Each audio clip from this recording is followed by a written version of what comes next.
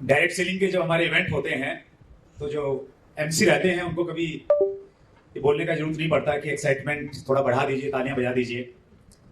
लेकिन यहाँ पे थोड़ा बड़े लेवल के लीडर्स बैठे हैं, मैनेजमेंट के लोग बैठे हैं, और इस लेवल पे आते आते हम तालियां बजाते बजाते थोड़ा सा थक से जाते हैं। तो उस चीज का अभाव मत दिखाइएगा।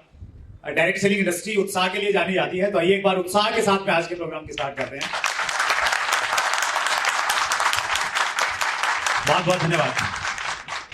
और हमारा टॉपिक भी बहुत उत्साहजनक है पैनल डिस्कशन का कि डायरेक्ट सेलिंग का भारत के विकास में क्या रोल हो सकता है। और बहुत शानदार पैनल हमारे बीच में है, बहुत अनुभवी लोग हैं, 20-20, 25-25 सालों का तजुर्बा है डायरेक्ट सेलिंग का। डायरेक्ट सेलिंग एक ऐसा कॉन्सेप्ट है जो हर दृष्टि से देश के विकास में सहयोग कर सकता है। चाहे वो आर्थिक विकास की बात हो, वो सामाजिक उन्नति की बात हो, वो बेरोजगारी को दूर करने की बात हो, वो गांव से लोग शहरों की तरफ जो प्लान कर रहे हैं उसको रोकने की बातचीत हो, जाति धर्म भाषा के नाम पे जो बहुत बार खाइयां हमें दिखाई देती हैं, उन खाइयों को कम करने की बातचीत हो। डायरेक्ट सेलिंग हर दिशा में एक बहुत बड़ा रोल प्ले कर सकती है, कर रही है। अगर हम और व्यापक स्तर पे बढ़ेंगे, देश में हमारा कारोबार बढ़ेगा, लोग हमारे साथ में जुड़ेंगे, तो किस प्रकार हम ओवरऑल नेशनल बिल्डिंग में, देश के विकास में कैसे सहयोग कर सकते हैं, वो हमारा टॉपिक है। और मैं ये भी चाहूंगा आपका भी इससे संबंधित अगर कोई प्रश्न है तो लास्ट में वो भी हम लोग 1-2 प्रश्न इससे संबंधित हम लोग लेंगे। शुरुआत हम प्रेम राजन सर से करते हैं। चूंकि बहुत सारे लोग ऐसे होंगे सर जो इस कॉमन प्लेटफॉर्म पे हमें नहीं जानते होंगे, तो एक इंट्रोडक्शन भी शॉर्ट दे देंगे ताकि लोग हमारी बातों से थोड़ा रिलेट करें, और उसके बाद में हम लोग अपनी बातचीत को आगे बढ़ाएंगे। तो प्रेम राजन सर, देश के आर्थिक उन्नति में डायरेक्ट सेलिंग किस प्रकार अपनी भूमिका निभा सकता है, उस पर मैं चाहूंगा ओपनिंग कमेंट्स के साथ उस पर थोड़ा सा आप अपने विचार रखें। तो मैंने ये देखा है, हिंदुस्तान में टैलेंट की कमी नहीं है, शायद अवसर की भी कमी नहीं है, लेकिन हर अवसर में कोई ना कोई कठिनाइयां जुड़ा हुआ है जी। तो ये जो अपॉर्चुनिटी उन लोगों के लिए है, इससे पहले या तो अवसर नहीं मिला या कुछ ऐसी प्लेटफॉर्म नहीं मिला जहाँ पे अपना जो हुनर, कोई यहाँ पे टैलेंट है, जज्बा है, हुनर है, सब कुछ है, लेकिन वो सब कुछ अपना सपना साकार करने के लिए जो सही प्लेटफॉर्म ढूंढ रहा है वो है नेटवर्क इंडस्ट्री। और मैंने इसमें सबसे ज्यादा खूब यही देखा है, जब कभी भी जो सफलता नजदीक आता है या जो सफलता का जो जश्न मनाया जाता है, सिर्फ उन लोग कुछ नहीं है जो स्टेज पे या जहाँ पे अवार्ड देते हैं, उनके आजू बाजू में लोग हैं, उनका जो टीम है, या मैं यूं कहूँ यहाँ पे जब लोग सफल होता है सिर्फ उन लोग नहीं है, वो पूरे का पूरा देश आगे बढ़ता है। तो मैं तो यही चाहता हूँ, ये जो ग्रोथ है, जितने भी आपने नेटवर्किंग का अभी तक देखा है, this is the tip of the iceberg. जिस तरह से अभी ऐसे अभियान नेटवर्क एक्सप्रेस ने जो स्टार्ट किया है, क्योंकि हम we can exchange the ideas and I think we can grow to new heights. जैसे 60 की दशक में जो रेलवे का एक नारा था, तो उसमें ये बताया गया था शहरों को जोड़ेंगे। 70 की दशक में इंडियन पोस्टल सर्विस का एक नारा था, उसमें ये बताया गया था हम गांवों को जोड़ेंगे। फिर 80 के दशक में जो कंप्यूटर आया, तो उस टाइम ये बताया था भाई हम दुनिया को जोड़ेंगे। अभी हमारा नारा ये होना चाहिए हम दिलों को जोड़ेंगे, क्योंकि ये दिलों को जोड़ने का बिजनेस है। So I can foresee a very good future. और ये सिर्फ हमारी उन्नति की बात नहीं, हमारी देश की उन्नति की बात है। और जिस तरह से हमारा पॉपुलेशन है, हमारा रॉ मटेरियल कहीं ना कहीं पब्लिक है, बाकी सारे इंडस्ट्री में रिसेशन आ सकता है, मंदी का असर में उसका प्रॉब्लम हो सकता है, लेकिन नेटवर्किंग इंडस्ट्री में कभी भी रॉ मटेरियल की कमी नहीं है, बहुत सारा रॉ मटेरियल है। बावजूद इतने बड़े रॉ मटेरियल है, हम शायद अभी भी टॉप 5 में नहीं है वर्ल्ड में। अगर नेटवर्क मार्केटिंग में आपको शायद ज्यादा पता होगा, हम टॉप 5 क्यों हूँ, वी शुड बी नंबर 1। और जिस तरह से आपने अभियान छेड़ा है, मेरे ख्याल में वो दिन दूर नहीं है, हम पूरा दुनिया में हिंदुस्तान का झंडा सबसे ऊंचा उड़ेंगे। Thank you Rajendra sir. एक बार थोड़ा सा अपना इंट्रोडक्शन और दे दीजिए, थोड़ा सा ब्रेक तो अच्छा रहेगा अपना डायरेक्ट सेलिंग में। सॉरी, ओके, मेरा नाम प्रेम राजन, जैसे बस्सी ने बताया। मैं इससे पहले आईटी बिजनेस में था, कंप्यूटर बिजनेस में। In fact I belong to Kerala. In fact in the beginning of 80s, तो मैं वो भाग्यशाली हूँ जो पहला कंप्यूटर हिंदुस्तान में आ रहे थे, तभी मैं आईटी कंपनी के साथ जुड़ गया था। सो 90s, लेट 90s में आईटी में थोड़ा सेटबैक था। उस टाइम किसी ऐसे ही दिन, ऐसे ही शाम किसी ने हमें भी नेटवर्किंग इंडस्ट्री के बारे में जिक्र किया। थोड़ा अजीब जरूर लगा, तुमने कभी ऐसा काम किया नहीं है, and specially being in Delhi मेरे लिए बड़ा मुश्किल था। And I think I was the only one of the very few जो साउथ इंडिया में तो जरूर सफल हुआ है, लेकिन शायद ही कोई साउथ इंडियन नॉर्थ इंडिया में नेटवर्किंग में आके सफल हुआ है। तो आई थिंक मैं भी शुरू के दिन में I was the only one. तो उससे थोड़ा कठिनाइयां भी थे, मुश्किल थे, बिकॉज ये एक कम्युनिकेशन लेवल का जो बिजनेस है, तो my Hindi was not that sharp. Well अभी भी नहीं है, अभी भी मैं कुछ ऐसी हिंदी बोल के निकलूंगा, बच के निकलूंगा, शायद मेरे को समझ में नहीं आएगा अभी तो मैं आपसे पूछूंगा। So it was a very difficult job in the beginning, लेकिन ये इंडस्ट्री की खूबी है, यह वो कंपनी की खूबी है, और जो टीम वर्क की खूबी है, हम जैसे लोग जो सफल हुआ है। तो ईयर 2000 में इंडस्ट्री मेरे जिंदगी में आ गया, एंड लास्ट 23 ईयर्स से मैं इस विचारधारा में जी रहा हूँ, बिल्कुल राज कर रहा हूँ, और राजा महाराजाओं की जिंदगी जी रहा हूँ। That's great, sir. Thank you, Rajendra sir. मैं भी थोड़ा सा अपना इंट्रोडक्शन दे देता हूँ। मेरा नाम सुरेंद्र वत्स है। पिछले 23 सालों से मैं डायरेक्ट सेलिंग इंडस्ट्री का हिस्सा हूँ, और 2011 में डायरेक्ट सेलिंग जब बहुत मुश्किल दौर से गुजर रही थी, उस समय मैं डायरेक्ट सेलिंग एसोसिएशन के साथ में जुड़ा, और मैंने बहुत क्लोजली गवर्नमेंट के साथ में काम किया। 2011 में हमारी सरकार से डिमांड थी कि डायरेक्ट सेलिंग के ऊपर में गाइडलाइंस आनी चाहिए। इंटरनेशनल कमेटी बनी, और फाइनली 9 सितंबर 2016 को डायरेक्ट सेलिंग गाइडलाइंस केंद्र सरकार ने पारित की। और उसके बाद में 2019 में 1 जनवरी 2019 से डायरेक्ट सेलिंग इंडस्ट्री को इकट्ठा करने के लिए और डायरेक्ट सेलिंग की भ्रांतियों को दूर करने के लिए चैट विद सुरेंद्र वत्स के नाम से एक यूट्यूब चैनल हम लोगों ने शुरू किया था, और आप सब लोगों के प्यार की वजह से हमने 5 साल उसके पूरे किए हैं। और हम लोग हर साल चैनल की एनिवर्सरी मनाते हैं फ्रेंड्स मीट के नाम से। तो 5वीं एनिवर्सरी हम लोग दिल्ली में तालकटोरा स्टेडियम में मना रहे हैं 10 फरवरी को। तो वहाँ भी मैं आप सबको आमंत्रित करता हूँ, आप आइए और इंडस्ट्री का एक बड़ा रूप देखिए। सारी इंडस्ट्री के जो दिग्गज लोग हैं वो एक प्लेटफॉर्म पे फुल डे का कार्यक्रम रहता है, तो उसमें भी मैं आपको आमंत्रित करता हूँ। और जहाँ भी इंडस्ट्री को सर्व करने की बात आती है, मैं हमेशा कोशिश करता हूँ कि वहाँ अगर मेरी प्रेजेंस रिक्वायर्ड है तो कहीं भी हो, मैं हमेशा कोशिश करता हूँ कि वहाँ पे जाया जाए, और उसी कड़ी में आज मैं आपके बीच में यहाँ पे उपस्थित हूँ। स्टेन सर के पास में जाते हैं, अभी हम लोग लेफ्ट से राइट आ जाते हैं पूरा एकदम। स्टेन सर के पास में बहुत अच्छा तजर्बा है, और मेरे बहुत अच्छे मित्र हैं। FDS से करके डायरेक्ट सेलिंग एसोसिएशन है, federation of direct selling association, उसमें हम लोगों ने बड़ा क्लोजली काम किया। स्टेन सर, इकोनॉमिक वाला क्वेश्चन ही मैं पूछना चाहूँगा आपके इंट्रोडक्शन के साथ, आप बताइएगा हमारे देश की अर्थव्यवस्था में डायरेक्ट सेलिंग किस प्रकार से मुख्य भूमिका निभा सकती है? नमस्कार सभी लोगों को। सबसे पहले सबसे पहले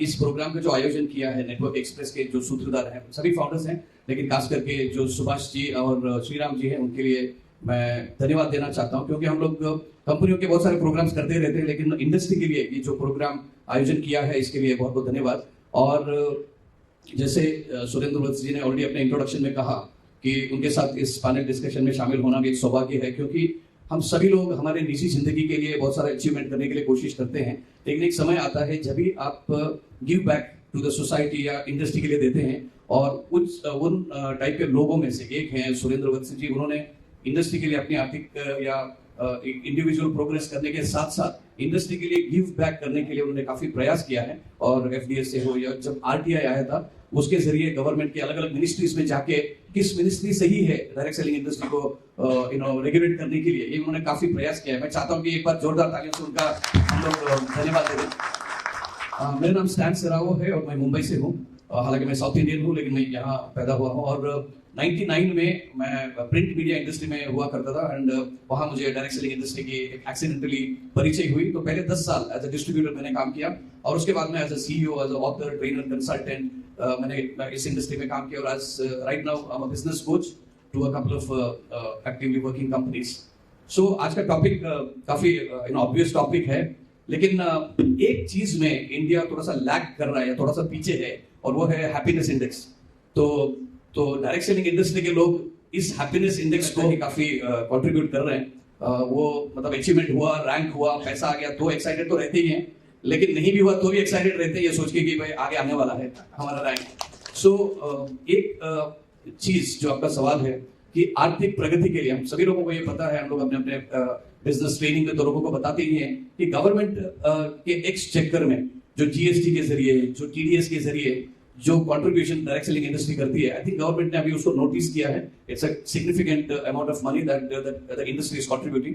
हालांकि हम लोग मुंबई में हैं, तो बॉलीवुड को भी 2001 में एज अ इंडस्ट्री घोषित किया लेकिन डायरेक्ट सेलिंग इंडस्ट्री को अभी भी एक इंडस्ट्री करके शायद घोषित नहीं किया है ऑफिशियली। इस दिशा में हम सभी लोगों को मिलके, सभी जो मल्टीनेशनल कंपनीज हैं, इंडियन कंपनीज हैं, हम सभी लोगों को मिलके इस सेक्टर को एक इंडस्ट्री का रूप देने का अभी भी काम बाकी है। जैसे प्रेम सर ने शुरुआत में कहा कि this is just the tip of the iceberg, अभी पिक्चर तो अभी पूरा बाकी है। सो आई थिंक जो रूरल सेगमेंट में जो लोग हैं उनका जो जिस तरीके से फाइनेंशियल एजुकेशन या फाइनेंशियल अवेयरनेस हो रहा है, the way they are able to earn from nothing, यहाँ पे कोई एकेडमिक क्वालिफिकेशन की जरूरत नहीं है, बट आई थिंक उनका आर्थिक प्रगति कैसे हो सकती है, और या डायरेक्ट सेलिंग इंडस्ट्री ने किस तरीके से उनके निजी जिंदगी में, पारिवारिक जिंदगी में उनको फाइनेंशियली कंट्रीब्यूट किया है। I think people are now getting aware कि स्काई इज द लिमिट, और we are now historically living in a very significant times, क्योंकि सोशल मीडिया कितना पावरफुल हो चुका है। अपने अपने मातृभाषा में लोग एजुकेशन ले सकते हैं, और फाइनेंशियल एजुकेशन लोगों का अवेयरनेस हुआ है, and people today have a lot of buying power. Sir ने कहा कि राजा महाराजा की जिंदगी जीने का भी एक लोगों को मौका मिल रहा है, and that is for any ordinary person जिनको कॉमन सेंस हो और डायरेक्ट सेलिंग इंडस्ट्री की बेसिक चीजों को फॉलो करने का ह्यूमिलिटी हो, वो इंडस्ट्री में उनके एकेडमिक क्वालिफिकेशन या इवन फैमिली बैकग्राउंड को छोड़ के अपनी आर्थिक प्रगति कर सकता है। एंड हर गवर्नमेंट यही चाहता है कि छोटे से छोटे लोग या परिवार या पिछड़े हुए लोग अगर आर्थिक तरीके से सुदृढ़ हो गए, स्ट्रांग हो गए, I think it indirectly contributes to the wellbeing of the nation. So sir, happy index की बात कर रहे थे। खुश रहने के लिए पॉजिटिव एटीट्यूड का होना जरूरी है। जब आप चीजों को, हर घटना में पॉजिटिव एंगल आप देख पाते हैं तो फिर आप हमेशा खुश रहते हैं। और मुझे लगता है कि दुनिया की सबसे ज्यादा पॉजिटिव लोगों की कोई इंडस्ट्री है तो डायरेक्ट सेलिंग इंडस्ट्री है। हर हाल में हम लोग खुश रहते हैं। संजय सर हमारे बीच में है। संजय सर, हमारे देश की एक बहुत बड़ी समस्या है बेरोजगारी। कोई भी पार्टी जब चुनाव का समय अपना घोषणा पत्र जारी करती है तो हर पार्टी में कॉमन चीज ये रहती है कि हमारी सरकार आई तो हम नौकरी दोगे युवाओं को, और वो ऐसा इसलिए लिखने के लिए मजबूर हैं क्योंकि हमारे देश में 54% से ज्यादा लोगों के पास में रोजगार नहीं है, और चुनाव में तो 40% वोट आ जाए तो भी सरकार बन जाती है। लेकिन आजादी के इतने सालों के बावजूद भी रोजगार सब लोगों को नहीं मिला और मिल भी नहीं सकता, वो प्रैक्टिकल नहीं है। डायरेक्ट सेलिंग जो देश की सबसे बड़ी समस्या है बेरोजगारी, उसका किस प्रकार से समाधान कर सकते हैं? नमस्कार सबको। मैं आपको मेरे बारे में थोड़ा सा बता देता हूँ। शायद यहाँ पे डायरेक्ट सेलिंग में सबसे ज्यादा सीनियर नहीं हूँ शायद। मैं 1997 से सॉफ्टवेयर डेवलपमेंट में हूँ, और मैं सिर्फ और सिर्फ डायरेक्ट सेलिंग के ही सॉफ्टवेयर बनाता हूँ, और कोई सॉफ्टवेयर बनाता हूँ नहीं मैं। तो ऑलमोस्ट मतलब जब ऑफलाइन सॉफ्टवेयर बनते थे मार्केट में, मतलब ऑनलाइन ये तो अभी का ट्रेंड हो चुका है। जब 1997 में एक्सेल में सॉफ्टवेयर बनते थे तब से मैं सॉफ्टवेयर बना रहा हूँ। और यहाँ पे जितने लोग बैठे उन्होंने जितनी कंपनीज की अचीवमेंट देखी होगी उससे ज्यादा कंपनीज की अचीवमेंट मैंने देखी है। तो सर का जो क्वेश्चन है बेरोजगारी, तो जो 2000 के रेंज में बेरोजगारी का रेशो था वो आज भी वही है, पर अभी जो लेटेस्ट मतलब आंकड़े आ रहे हैं या जो आ रहे हैं उसके वजह से आप देखोगे कि डायरेक्ट सेलिंग का जो नंबर है, काउंट है, वो बहुत ज्यादा बढ़ते जा रहा है। Like people are more and more diverting towards direct selling. Nation को फायदा या क्या, ये तो बात सही है। अगर अभी हम लोग as I am association with the federation of Indian direct selling industry, FIDSI के साथ मैं एसोसिएटेड हूं, तो I get more time get in touch with the government officers only. तो अभी मैं गवर्नमेंट मतलब जो एमएलए से मिलता हूँ या फिर किसी पार्टीज के नेताओं से ज्यादातर मिलता हूँ, तो वो लोगों ने भी इसको रिकॉग्नाइज करना शुरू कर दिया। ये हमारे लिए बहुत बड़ी पॉजिटिव बात है। मतलब वो लोग अभी बात करते हैं तो उनको पता है कि डायरेक्ट सेलिंग है क्या। मतलब अगर मैं महाराष्ट्र के एमएलए से मिलने जाता हूँ या फिर डिप्टी सीएम से मिलने जाता हूँ तो उनको ये पता है कि डायरेक्ट सेलिंग है क्या। और अभी अगर आप देखोगे तो डायरेक्ट सेलिंग के बहुत सारे फंक्शंस में भी गवर्नमेंट ऑफिसर्स आने लगे। That is really a very positive sign for all of us. आप अगर देखोगे तो डायरेक्ट सेलिंग के फंक्शंस जो होते हैं उसमें सब में ज्यादा कार अचीवमेंट्स वगैरह उन्हीं लोगों ने की है जो लोग पहले टू व्हीलर पे चलना भी उनको मुश्किल था। सो आज उन सभी के पास मर्सिडीज बेंज से लेके बहुत बड़ी बड़ी गाड़ियां आज भी अवेलेबल है और वो मेंटेन कर पाते हैं। इट इज नॉट कि लाइक उन्होंने सिर्फ ली और 4-6 महीने में निकल गई। डायरेक्ट सेलिंग का सब में इंपॉर्टेंट फैक्ट ये कि एक ही इंडस्ट्री है ऐसी जिसमें आप कम से कम लागत में टीम बनाकर पूरी तरह से पैसा अच्छी तरह से कमा सकते हो, प्रोवाइडेड आप कंपनी ने जो सिस्टम लगाई है वो फॉलो करो। अनफॉर्चुनेटली यहाँ पे बैठे हुए सभी लोग यही देख सकते हैं कि कंपनी ने लगाई हुई सिस्टम नहीं फॉलो करने की वजह से तकलीफ होती है। तो डायरेक्ट सेलिंग को जो भी कुछ आजकल पैसा मिल रहा है गवर्नमेंट को भी, तो वो रिकॉग्नाइज कर रही है जीएसटी के माध्यम से, टीडीएस के माध्यम से, और सब में इंपॉर्टेंट बात जो टैक्स कलेक्शन हो रहा है वो आजकल जितने भी प्रोडक्ट बेस्ड कंपनियां हैं ईमानदारी से भर रही है। तो मैं सर को ये बोलूंगा कि पहले जो नहीं था वो अभी हो रहा है। तो डेफिनेटली 2025 के बाद जो ग्रोथ रहेगी उसे आप बिलीव नहीं कर पाएंगे। मतलब अभी 10 में से या 100 में से 5 लोग डायरेक्ट सेलिंग कर रहे हैं, तो आगे चल के आप देख लीजिए कि 100 में से 25 लोग आपको डायरेक्ट सेलिंग करते मिलेंगे। That's good, thank you so much Sanjay sir. और जितने भी हमारे पैनल के मेंबर्स हैं, आप सबका भी स्वागत करता हूं। और जो कि यूथ के ऊपर मैं आप लोगों को बताना चाहता हूं कि शायद इस पूरी दुनिया के अंदर जितना यूथ हिंदुस्तान में है इस वक्त, क्योंकि इंडिया अभी जवान है, कोई दूसरी कंट्री ऐसी नहीं है, तो यूथ के लिए बोलने को मेरे को मिला तो ये मेरे लिए बड़ी खुशी की बात है। क्योंकि यूथ में केवल हम ही लोग नहीं आते, क्योंकि मैं भी यूथ हूँ, सभी लोग यूथ में आ जाते हैं। तो जो भी इस इंडस्ट्री में आता है वो ऑटोमेटिकली यूथ होता है। सबसे बड़ी जो चीज देखने के लिए है कि एक इंसान के पास जब वो कॉलेज में होता है तो उसके पास सबसे बड़ा जो स्ट्रेस होता है वो ये होता है कि आफ्टर कॉलेज क्या, मैं क्या जॉब करूंगा, मैं क्या बिजनेस करूंगा, मैं कैसे आगे बढ़ूंगा। और वो 3 साल जो उसे कॉलेज में लगाने होते हैं, उस 3 साल के अंदर उसके पास केवल स्ट्रेस के अलावा कुछ नहीं होता। बट अभी मैं देख रहा हूं कि लोग जब कॉलेज जाते हैं तो साथ में वो नेटवर्क मार्केटिंग को डायरेक्ट सेलिंग के अंदर आ जाते हैं, और बाहर निकलते निकलते तक उन लोगों की जिंदगी बदल चुकी होती है। उनके पास बड़ी बड़ी गाड़ियां होती हैं, बड़े बड़े इनकम्स के चेक होते हैं, अचीवमेंट्स होती हैं, फॉरेन टूर्स कर चुके होते हैं, जो ये साइन करता है कि आज का यूथ हिंदुस्तान के अंदर अगर अपने लिए बेरोजगारी को ठोकर मार सकता है तो वो डायरेक्ट सेलिंग ही है जो उनको आगे ले जाने में मदद कर सकती है। और यूथ में हम सभी आ जाते हैं, चाहे वो जेंट्स हैं चाहे वो लेडीज हैं, सबके लिए ये बहुत अच्छा काम करती है। और सबसे बड़ी चीज है कि एक आम आदमी जो कि पढ़ लिखने के बाद जॉब ढूंढ रहा है, बाहर जा रहा है, काम ढूंढ रहा है, उसकी इनकम कम है, उसके खर्चे ज्यादा हैं, तो डायरेक्ट सेलिंग उसको हेल्प करती है उन खर्चों को पूरा करने में। क्योंकि साथ के साथ जब हम एक और जगह से पैसा कमाने लगते हैं तो तभी लाइफ बदलती है, क्योंकि हर जगह पे चाहे बिजनेस हो चाहे नौकरी हो, हम अपने खर्चे ही पूरे कर पाते हैं। लेकिन जो ड्रीम होते हैं वो ड्रीम को पूरा करने के लिए डायरेक्ट सेलिंग ही हमारे को हेल्प करती है, चाहे वो यूथ है चाहे वो कोई भी है। हम ही लोगों को देख लीजिए, मेरी बाबा की फैक्ट्री है, मैं टेक्सटाइल डाइंग और ड्राइक्लिंग की मशीनें बनाने का काम करता हूँ, दिल्ली में आज भी चल रही है, लेकिन वहां से हम गुजारा कर पाते। हम 4 ब्रदर है, मेरी एक सिस्टर है, हम 5 भाई बहन है, तो हम लोग अपना सिर्फ गुजारा कर पाते। लेकिन इस इंडस्ट्री में आने की वजह से, हालांकि मुझे 25 साल हो गए हैं इसमें, तो वो सब कुछ मिला। एक चीज मैंने यहाँ पर वत्सी देखी कि डायरेक्ट सेलिंग के अंदर जितने सारे लोग अचीवर निकलते हैं, चाहे इनकम के रूप में देख लीजिए, चाहे हम किसी बड़ी बड़ी गाड़ियों के रूप में देख लीजिए, चाहे अपने अपने बंगलों के रूप में देख लीजिए, या फिर टूर्स, फॉरेन टूर्स के रूप में देख लीजिए। मेरे ख्याल से इंडस्ट्री के लोग जो बड़ी बड़ी इंडस्ट्रियां लगाते हैं उनके पास उतनी मर्सिडीज बैंड जो ऑडी वगैरह नहीं होंगी जितनी हम सब लोगों ने देखी है। तो आज वो कंपनियां भी अगर यहाँ पर टिकी हुई हैं तो उसके अंदर भी हम लोगों का बहुत बड़ा रोल है। तो मैं यही कहूंगा कि हम लोगों को सबको मिलकर इस तरह के सेमिनार्स करने चाहिए, क्योंकि हमारे लिए जरूरी नहीं है कंपनी, हमारे लिए जरूरी है इंडस्ट्री। तो इंडस्ट्री को आगे बढ़ाने के लिए हम लोग यहाँ इकट्ठे हुए हैं। मैं नेटवर्क एक्सप्रेस और हम आप सभी का दिल से थैंक्स करता हूँ, और इस तरह के सेमिनार्स में आते रहने के लिए आपको बार बार इन्वाइट करता हूँ। और वत्सी जी का प्रोग्राम जो फरवरी में होने जा रहा है उसमें भी हम मिलेंगे, तो बहुत अच्छा लगेगा। Thank you very much. Thank you so much Gursan Singh ji. Direct selling में यूथ बहुत तेजी से कामयाब हो रहा है, इसका मैंने बहुत सारे उदाहरण मैंने देखे। और चैट विद सुरेंद्र वत्स पे जो हम लोग इंटरव्यू लेते हैं उसमें कई सारे ऐसे बच्चों के मैंने इंटरव्यू दिए हैं जिनकी एज 21 साल है, 22 साल है, और उनकी इनकम, एनुअल इनकम की अगर बातचीत करें तो करोड़ में है। और उन्होंने वो स्कूल से ही सीधा डायरेक्ट सेलिंग में आए, और उन्होंने कभी एक फॉर्म भी फिलअप नहीं किया गवर्नमेंट जॉब के लिए या प्राइवेट जॉब के लिए।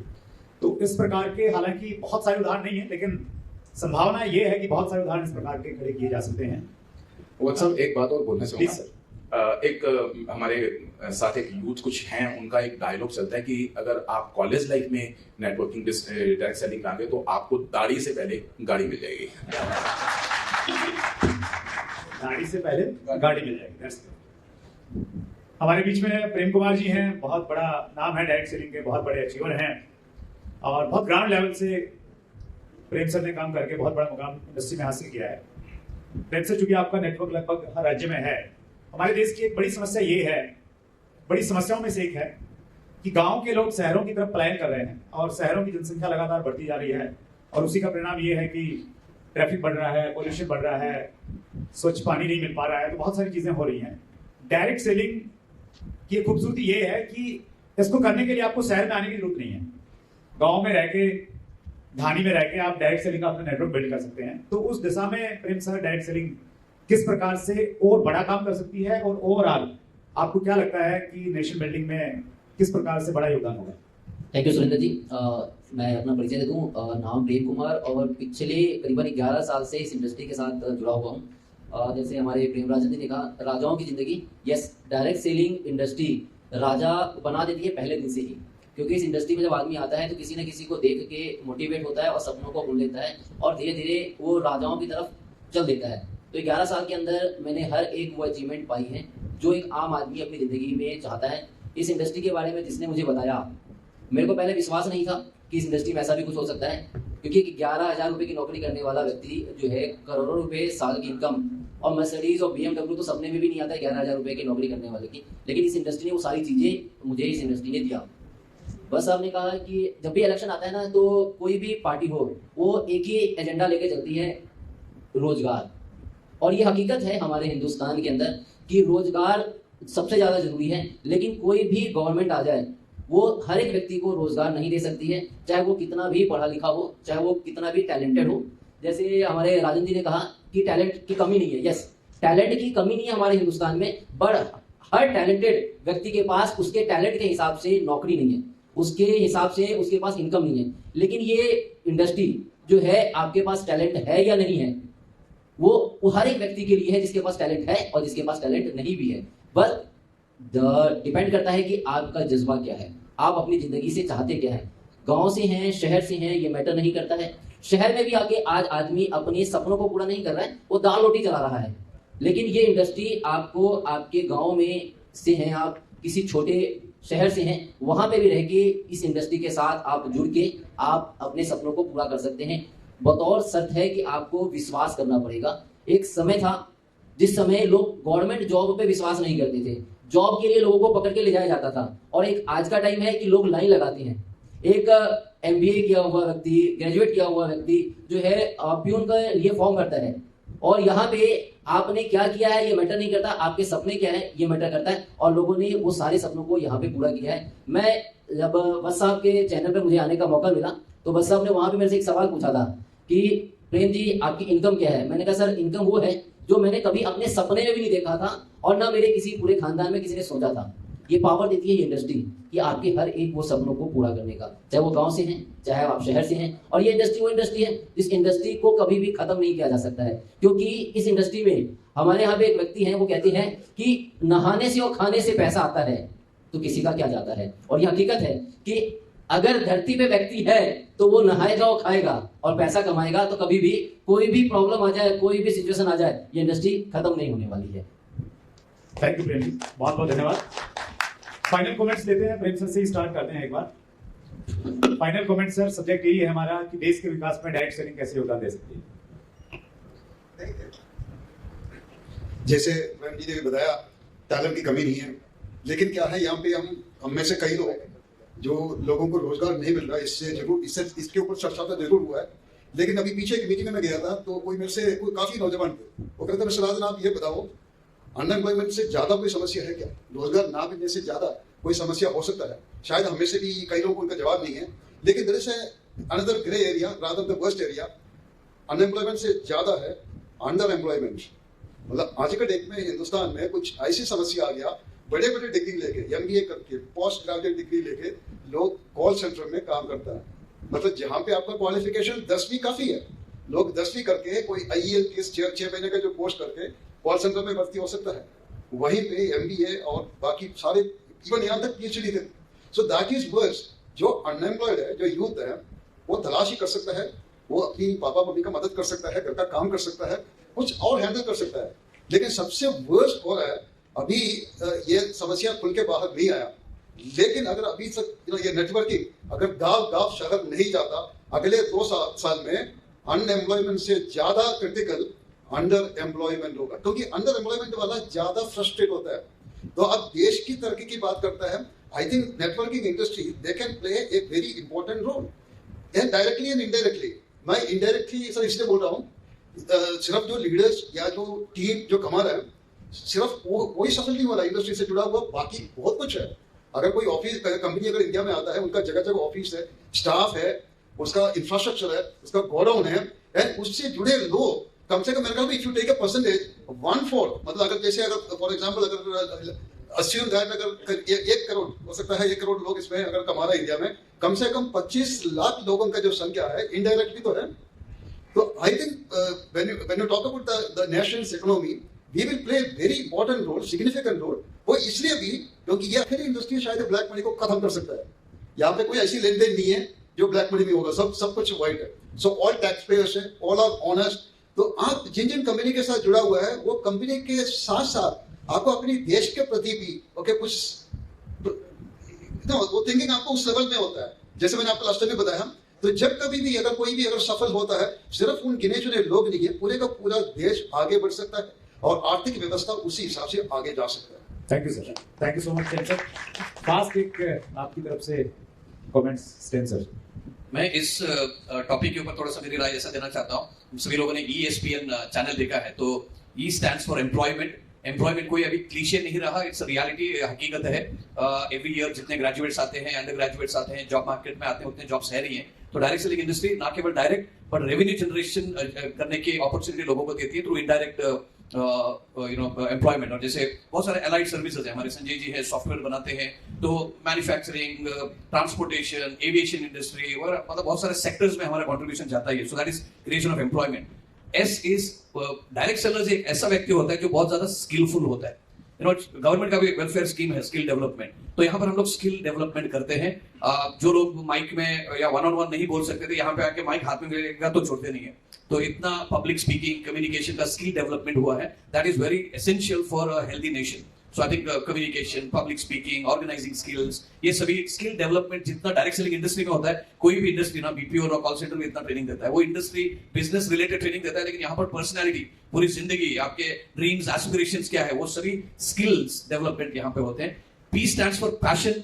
मुझे लगता है कि यहाँ पे वही लोग आते हैं जिनका पैशन है. जैसे 3 इडियट्स में बोला था आमिर खान ने कि आपको काबिल बनना पड़ेगा, तो ये इंडस्ट्री में लोग काबिल भी बनते हैं लेकिन पैशन को फॉलो करने के लिए बनते हैं. यहाँ पे ये इंडस्ट्री सबके लिए नहीं है. कई सारे लोग यहाँ पे काफी उम्मीद लेके आते हैं लेकिन फेल होते हैं, क्योंकि इनमें सब कुछ रहता है, लॉजिक रहता है, इंटेलेक्चुअल सब कुछ रहता है, लेकिन पैशन अगर नहीं है, जो जज्बा आपने सर ने बोला कि वो अगर नहीं है तो नहीं होता है. लेकिन ये इंडस्ट्री में पैशन को भी जगह देता है, उम्मीद जगह देता है. And N stands for network.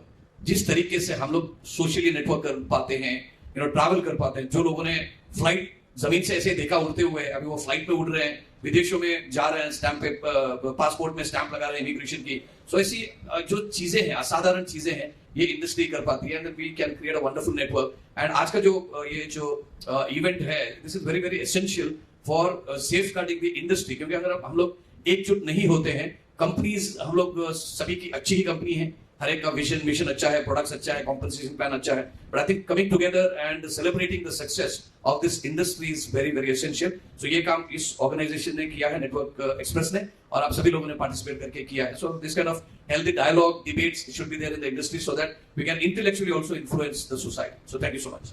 Thank you sir.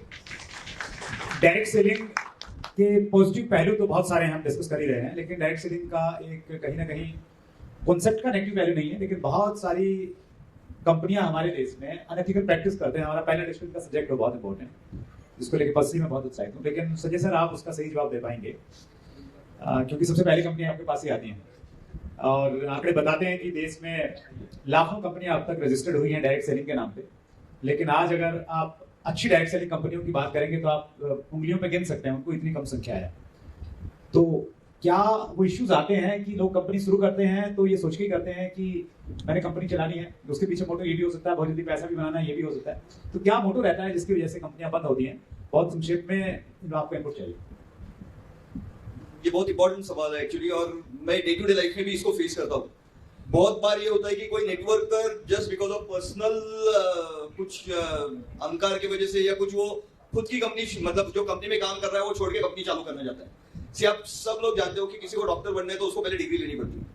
अगर किसी को अकाउंटिंग करना है प्रॉपर तरीके से तो उसको सीए बनना पड़ता है. वैसे ही डायरेक्ट सेलिंग करने के लिए आपको खुद को कुछ नॉलेज लेना बहुत ज्यादा जरूरी है. और आज इंडस्ट्री में ऐसे बहुत सारे लोग आ चुके थे बीच में, अभी तो बहुत वो रेशियो बहुत कम हो चुका है कि मैं 1 महीना 2 महीना काम करूंगा, मैं वो हवा सब देख लूंगा और मैं एक कंपनी डाल दूंगा.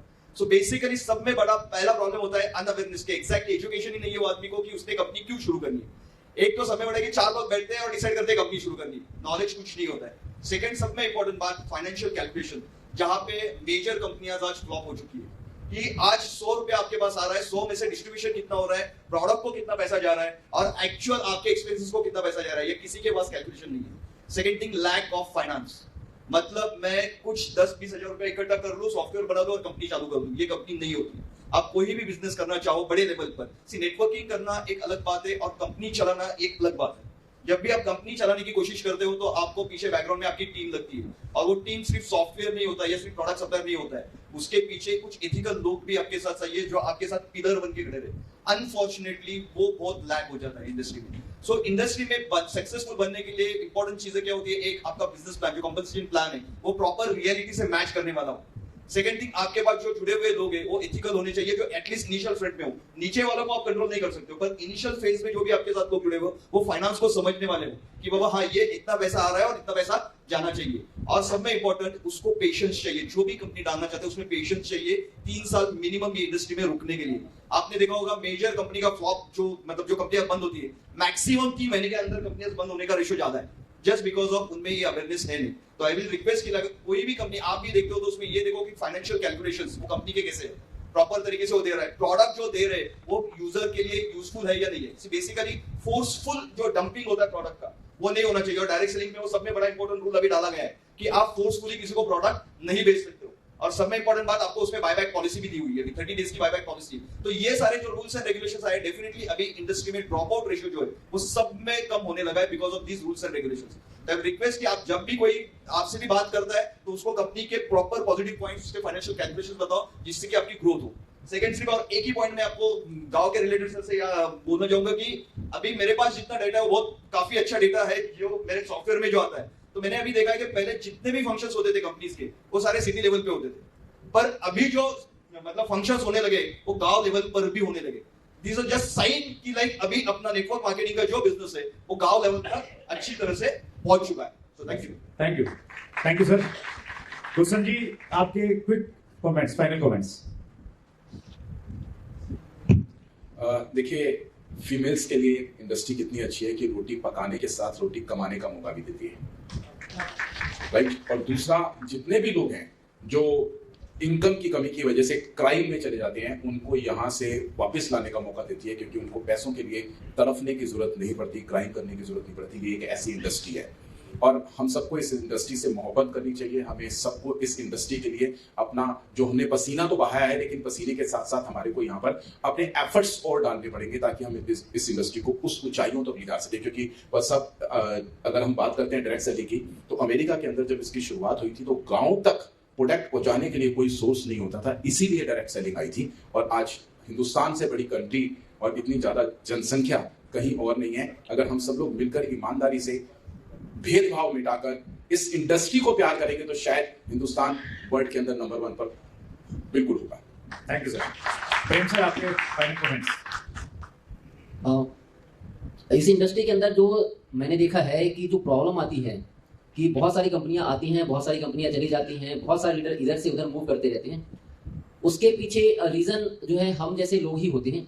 हमें पता है कि कौन सी कंपनी सही है, हमें पता है कौन सी कंपनी गलत है। ऐसा नहीं है कि हमें नहीं पता है। अगर कोई कंपनी कह रही है कि आप 100 रुपये दे रहे हो, आप मुझे दो और मैं आपको 200 रुपये दूंगी, तो यानी कि कहीं ना कहीं वहां पे हमारा खुद का लालच होता है और हम तो फंसते हैं और हम अपने लोगों को भी लेके फंसाते हैं और बाद में ये इंडस्ट्री जो है बदनाम होती है। और यही कारण रहा है कि जो अच्छे लोग हैं इस इंडस्ट्री में नहीं आना चाहते हैं। उनको क्या लगता है कि ये इंडस्ट्री खराब है, ये इंडस्ट्री इतनी खूबसूरत है जिसका कोई जवाब नहीं है। वर्ल्ड वाइड अभी मैंने रिसेंटली मलेशिया के अंदर सर काम स्टार्ट किया, तो वहां पे जाके मुझे समझ में आया कि हमारे हिंदुस्तान में क्या प्रॉब्लम है और बाहर के देशों में क्या प्रॉब्लम नहीं है। यहाँ पे चंद पैसों के लिए यानी कि हम टिक नहीं सकते हैं। आज कोई व्यक्ति अगर महीने का लाखों रुपए कमा रहा है तो उसने समय दिया है इस इंडस्ट्री में, किसी एक कंपनी में उसने टाइम दिया है, सीखा है और सीखने के बाद अपने बिजनेस को बिल्ड किया है और तब वो आज लाखों रुपए या करोड़ों रुपए सालाना ले रहा है। हम आते हैं और हमें रातों रात पैसा चाहिए और रातों रात पैसा कहीं भी नहीं आता है। उसके लिए वेट करना पड़ेगा, समय देना पड़ेगा। और जो कंपनियां जेन्युइनली है वहां पे रातों रात कोई करोड़पति नहीं बनता है। हाँ, लेकिन जो कंपनियां कहती हैं कि हम आपको रातों रात करोड़पति बनाएंगे, वो करोड़पति तो नहीं बनाती लेकिन रोडपति जरूर बना देती है। तो ये हमें खुद पता होता है कि किस कंपनी के साथ जाना है और किस कंपनी के साथ नहीं जाना है। गलती हमारी होती है और हम अपनी गलती का ठेकरा जो है कंपनी पे फोड़ते हैं कि वो कंपनी ऐसी थी, वो वैसी कंपनी थी। तो ऐसी कंपनियों से मैं तो बस आप कहूंगा कि हम लोगों को अवेयर करें, लोगों को बताएं कि कंपनी सिलेक्शन करते समय क्या चीज देखना है और क्या चीज देख के करना है। Thank you sir, point noted. Direct selling की बहुत सारी अच्छी चीजें हम लोगों ने डिस्कस की। सिक्के का एक दूसरा पहलू भी है कि आज भी डायरेक्ट सेलिंग को समाज में बहुत अच्छी दृष्टि से नहीं देखा जाता। आज भी जब हम ऑफिसर से मिलते हैं, स्पेशली पुलिस ऑफिसर से मिलते हैं, जब कोई भी नई चीज आती है तो वहां पे इतनी सारी शिकायतें रहती हैं डायरेक्ट सेलिंग को के नाम पे, तो वो इसको बहुत अच्छी दृष्टि से नहीं देखते हैं। लेकिन अगर हमने चीजों को थोड़ा दुरुस्त किया, थोड़ा एथिकल प्रैक्टिस के साथ हम लोग आगे बढ़े, जैसा प्रेम सर बोल रहे थे, तो वो समय दूर नहीं है जब आने वाले समय में राष्ट्रपति भवन में इस इंडस्ट्री से जुड़े हुए लोगों को सम्मानित किया जाएगा। और वो इसलिए क्योंकि आज राष्ट्रपति भवन में बहुत सारे लोगों को सम्मानित किया जाता है, फिल्म इंडस्ट्री में काम करने वाले लोगों को सम्मानित किया जाता है। तो एक डायरेक्ट सेलर जो जाति और धर्म की दीवार को गिरा के उससे ऊपर उठ के काम करता है, एंटरप्रेन्योर बनाता है, 24 घंटे में से 20-20 घंटे बगैर सेकंड के काम करता है, सरकार को टैक्स दे रहा है, तो आने वाले समय में निश्चित रूप से इनको भी बहुत बड़ा सम्मान मिलेगा। तो आइए हम एक ऐसा माहौल तैयार करें जब इस प्रकार के सपने साकार हों। इसी पॉजिटिव नोट के साथ आज के पैनल डिस्कशन को हम लोग समाप्त करते हैं। सभी पैनलिस्ट का बहुत बहुत धन्यवाद। Thank you so much.